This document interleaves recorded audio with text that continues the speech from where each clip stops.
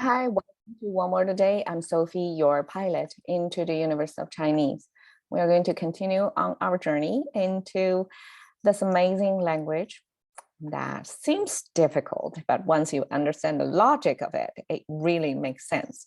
So we talked about 来去自如 yesterday. 来 是 come, 去 是 go. Okay, that's a expression all Chinese know about.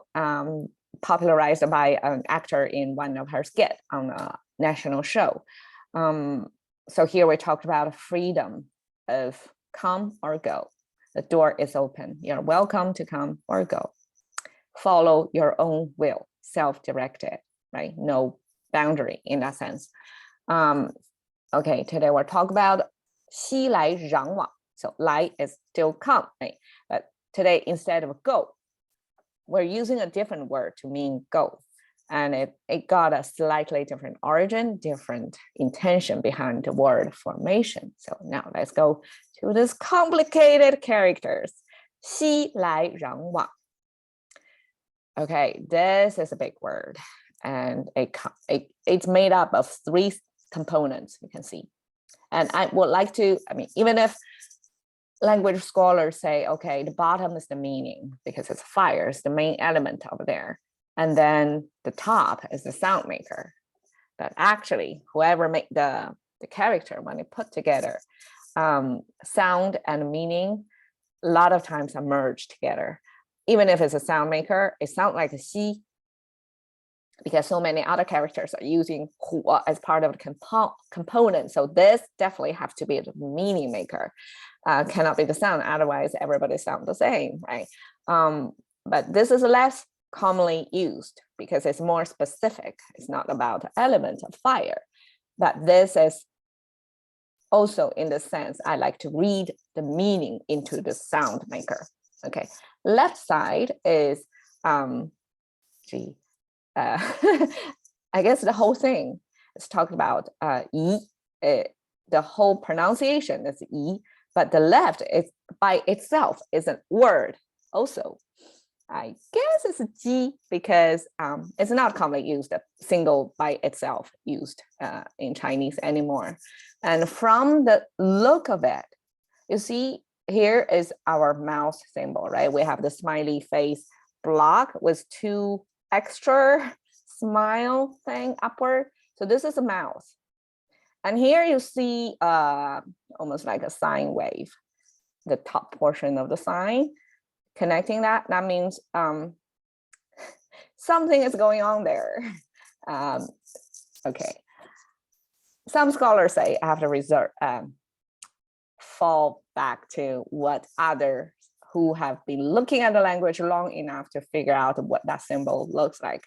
So this is the natural or the original length from here to here.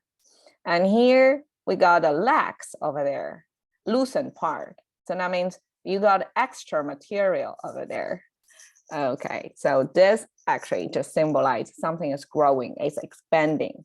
And because this is a mouse symbol put sideways, and it means somebody is growing a wider jaw, like you have a wider jaw line. So when you're a kid, you only look like that. And when you grow older, your jaw line is going to expand. So that is visually giving you this expanding sense, like you have extra room and material growing in there.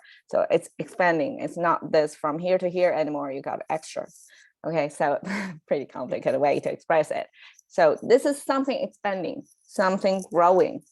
And the right side almost looks like an ear, like visually depicting an ear, but actually it means a worm. And specifically it means a snake. So back then people express snake looking like that because it's kind of coiled and irregular shape, kind of a curve, multi-twist. That's used as snake, or in general terms, worm, whatever sizes or capacities, toxic or not toxic, it's abstract. So it's a worm, and then it's growing, and it's above the fire. So the whole thing packaged together gives you the concept of things, living things, this worm, kind of like insignificant, almost like it's a worm, natural. There are many, many more of them than humans, right? So these things, growing, living worms or lives are growing, expanding, and they are on fire. So it's like something like really growing fast, and they have the energy source to warm them up to grow and expand. So that's the sense. And to abstract that further is sunlit. Why it's sunlit? Because there's this fire symbol. So a lot of times when we see fire, that's the only light source back then, right? You either have the sun or you have the fire in the night to see things. So sunlit also like give you this energy constantly beaming on you, so you grow. I mean, humans do too, right? We need sunlight to grow. So that's the sense of, okay, this is a sunlit growing place.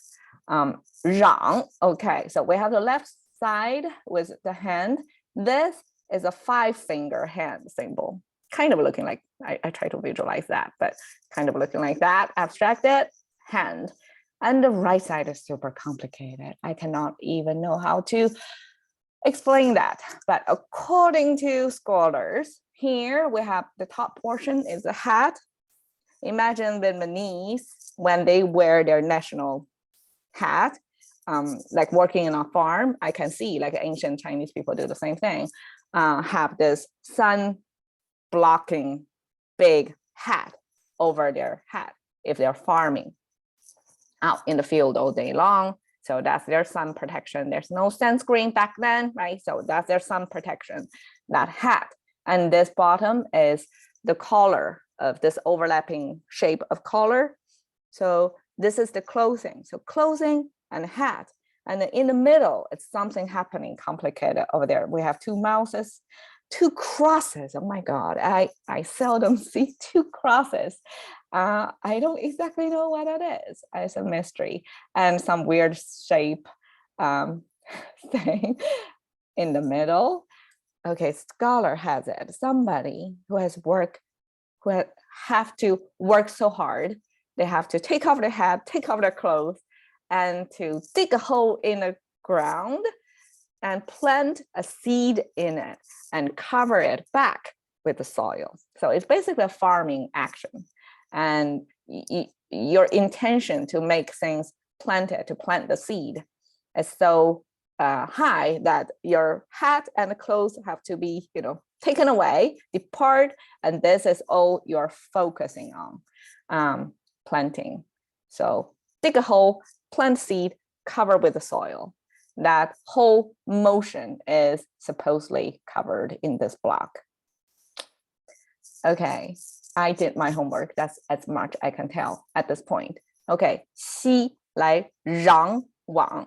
Okay, we can see 来 and 往, 2 directions of movement. So this gives you a sense of movement.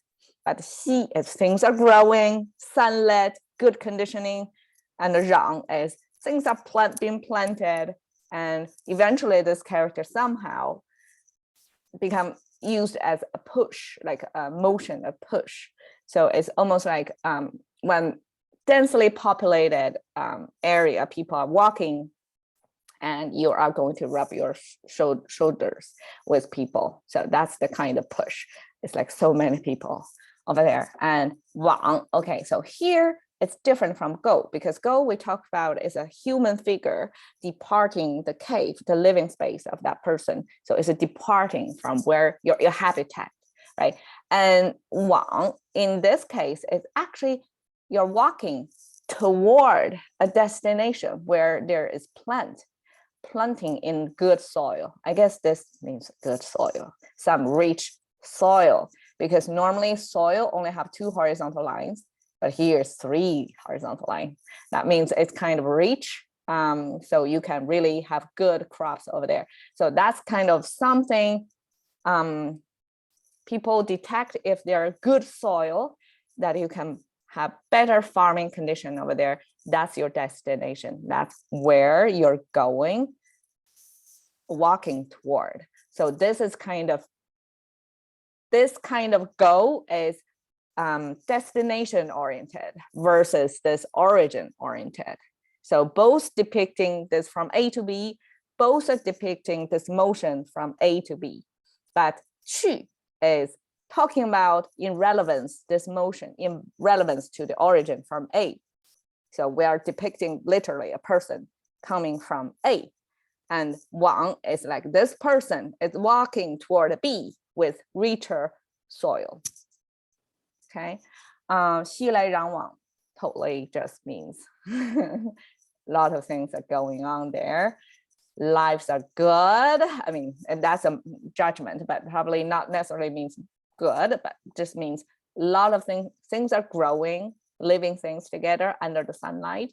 And there are people really working hard to plant things and push people around as they're walking because it's so densely populated and people coming in different directions. You can choose to move to here, or you can leave for richer material, soil place. So basically it's depicting this concept of a lot of people coming and going with different purposes, and they are in this condensed space that they are, it's hustle bustle of older societies marketplace most commonly. So I try to find something that depict ancient society, a lot of people, but here people are oriented toward one direction. It's not exactly right.